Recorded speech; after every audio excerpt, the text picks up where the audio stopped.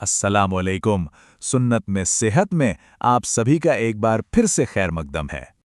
तो कभी सोचा है कि एक लंबी, सेहतमंद और खुशहाल जिंदगी का राज क्या है? दुनिया की सबसे लंबी रिसर्च में से एक, हार्वर्ड की 80 साल लंबी स्टडी एक बहुत ही दिलचस्प बात बताती है। नतीजा हैरान करने वाला है। अच्छे रिश्ते और खासतौर पर शादी एक बेहतर जिंदगी की सबसे बड़ी वजह है। और देखिए आंकड़े क्या कहते हैं। शादीशुदा लोगों की जिंदगी लंबी होती है, दिल की बीमारियों का खतरा कम हो जाता है और डिप्रेशन भी काफी हद तक दूर रहता है। और कमाल की बात देखिए, जो बात आज की साइंस हमें बता रही है, हमारे प्यारे नबी सल्लल्लाहु अलैहि वसल्लम ने तो ये हकीकत 1400 साल पहले ही बयान कर दी थी।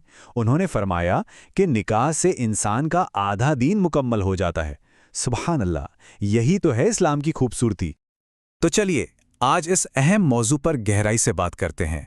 हम जानेंगे निकाह का इलाही मकसद, उसका आसान नबवी तरीका, शौहर और बीवी के बाहमी हुकूक, कुछ आम गलतियां जिनसे बचना ज़रूरी है और आखिर में इसका असल मकसद क्या है।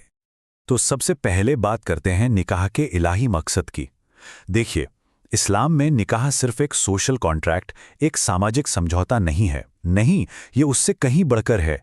ये एक गहरी इबादत है, एक ऐसा अमल जो हमें अल्लाह के करीब ले जाता है। अगर हम शरीयत की नज़र से देखें तो निकाह की तारीफ बहुत वाज़ेह है। ये एक मर्द और औरत के बीच एक मुक़द्दस, एक पाकीज़ा रिश्ता है। एक ऐसा कॉन्ट्रैक्ट जिसमें दोनों के हुकूक और जिम्मेदारियां तय होती हैं ताकि वो एक हलाल, पुरसुकून ज़िंदगी गुजार सकें। तो सवाल ये है कि इस रिश्ते का असल मकसद क्या है? इसका जवाब हमें कहीं और नहीं बल्कि खुद अल्लाह ताला कुरान में देता है। ये आयत निकाह के उन 3 बुनियादी मकसदों को बयान करती हैं जो इस रिश्ते की असल बुनियाद हैं, इसकी रूह हैं। और ये 3 स्तंभ हैं। सुकून, यानी वो सुकून, वो चैन जो हमें अपने साथी पे पास मिलता है। मवद्दत, यानी गहरी मोहब्बत और लगाव। और रहमत, यानी एक दूसरे पर मेहरबानी, रहमदिली और शफकत। अल्लाह ने ये 3 चीज़ें शौहर और बीवी के दरमियान रख दी हैं ताकि उनकी ज़िंदगी खूबसूरत बन जाए। चलिए अब आगे बढ़ते हैं और देखते हैं कि इस खूबसूरत रिश्ते की शुरुआत करने का सुन्नत तरीका क्या है। याद रखिए, इस्लाम की खूबसूरती ही इसकी सादगी में है। एक निकाह के सही होने के लिए बस ये 4 बुनियादी शर्तें हैं जो लाजिम हैं। पहला, ईजाब व कबूल, यानी एक तरफ से पेशकश हो और दूसरी तरफ से कबूलियत। दूसरा, कम से कम 2 गवाह मौजूद हों। तीसरा, शौहर की तरफ से बीवी को मेहर दिया जाए। और चौथा और सबसे ज़रूरी, लड़का और लड़की दोनों की पूरी रजामंदी हो। और मेहर की बात आई है तो इसकी खूबसूरती देखिए। एक सहाबी थे जिनके पास मेहर में देने के लिए कुछ भी नहीं था। तो जानते हैं नबी सल्लल्लाहु अलैहि वसल्लम ने क्या किया? उन्होंने उनके कुरान के इल्म को ही मेहर करार दे दिया। सुभान अल्लाह! ये वाक़या हमें सिखाता है कि इस्लाम में रूहानी और इल्मी चीज़ों की कीमत मालो दौलत से कहीं ज़्यादा है। और यही तो सुन्नत का असल जौहर है, इसकी असल रूह है। नबी सल्लल्लाहु अलैहि वसल्लम ने साफ फरमाया कि बेहतरीन निकाह वो है जो सबसे आसान हो, जिसमें कोई दिखावा ना हो, कोई फजूल खर्ची ना हो। अब हम निकाह के एक बहुत ही अहम पहलू पर आते हैं। ये रिश्ता एक साझेदारी है, एक ऐसी पार्टनरशिप जिसमें दोनों के हुकूक और जिम्मेदारियों का एक खूबसूरत तवाज़ुन, एक बैलेंस है। देखिए, इस्लाम ने बीवी को कितना ऊंचा मकाम दिया है।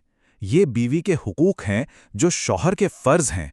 उसका महर पूरा अदा करना, उसके खाने पीने, कपड़े और रहने का पूरा इंतज़ाम करना, उसके साथ हमेशा नरमी और अच्छे अखलाक से पेश आना, उसके राज़ों की हिफाजत करना और उसे हर तरह के नुकसान और तकलीफ़ से महफूज रखना। और जैसा मैंने कहा कि ये एक साझेदारी है, तो इसी तरह शौहर के भी कुछ हुकूक हैं जो बीवी की जिम्मेदारियां हैं। जैसे हर अच्छे और जायज़ काम में शौहर की इताअत करना, उसके घर और माल की हिफाजत करना और सबसे बढ़कर अपनी पाकीज़गी और शौहर की इज्जत की हिफाजत करना। लेकिन यहाँ एक बात समझना बहुत ज़रूरी है। ये रिश्ता सिर्फ तुम्हारे हक और मेरे हक की लिस्ट नहीं है। नहीं, इसकी बुनियाद तो बाहमी यानी म्यूचुअल उसूलों पर है। मोहब्बत, रहमत, एक दूसरे की इज्जत, माफ़ कर देना, यही वो चीज़ें हैं जो इस रिश्ते को असल में मजबूत और खूबसूरत बनाती हैं। चलिए अब बात करते हैं उन आम गलतियों की जो हमारे समाज में शादियों का हिस्सा बन चुकी हैं और जो सुन्नत की रूह के बिल्कुल खिलाफ हैं। इनसे बचना बहुत ज़रूरी है। आइए ज़रा इन गलतियों को एक एक करके देखते हैं। पहली, दहेज। लड़की वालों से दहेज मांगना ये हराम है। सुन्नत क्या है? महर, जो लड़की की तरफ से तोहफा है। दूसरी, ज़बरदस्ती की शादी, ये बातिल है, यानी निकाह हुआ ही नहीं क्योंकि रजामंदी तो शर्त है। तीसरी, फजूल खर्ची और दिखावा, ये इसराफ है, गुनाह है, जबकि सुन्नत तो सादगी है। और आखिर में मर्दों और औरतों का बेपर्दा मेल जोल, ये भी गुनाह है, जबकि इस्लाम हमें हया और पर्दे का हुक्म देता है। तो चलिए अब अपनी आज की सारी बातचीत को समेटते हैं और देखते हैं कि वो कौन सी अहम बातें हैं जो हमें याद रखनी है। हमने सीखा कि निकाह आधा दीन है और एक बहुत बड़ी इबादत है। इसका मकसद सुकून, मोहब्बत और रहमत हासिल करना है। हमने ये भी जाना कि नबवी तरीका सादगी और आसानी पर जोर देता है।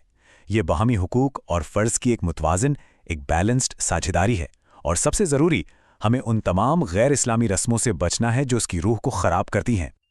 और आखिर में हम वापस उसी खूबसूरत आयत पर लौटते हैं जहां से हमने बात शुरू की थी। याद रखिए, निकाह का मकसद है सुकून, मोहब्बत और रहमत।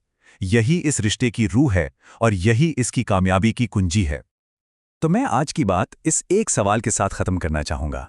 हम आज अपनी शादियों में सादगी, रहमत और बाहमी एहतराम की इस नबवी रूह को दोबारा कैसे जिंदा कर सकते हैं, इस पर ज़रूर गौर कीजिएगा। अगले हिस्से में हम बात करेंगे कि शादी हमारी दिमागी सेहत के लिए कैसे फ़ायदेमंद है। तब तक के लिए अल्लाह हाफ़िज़।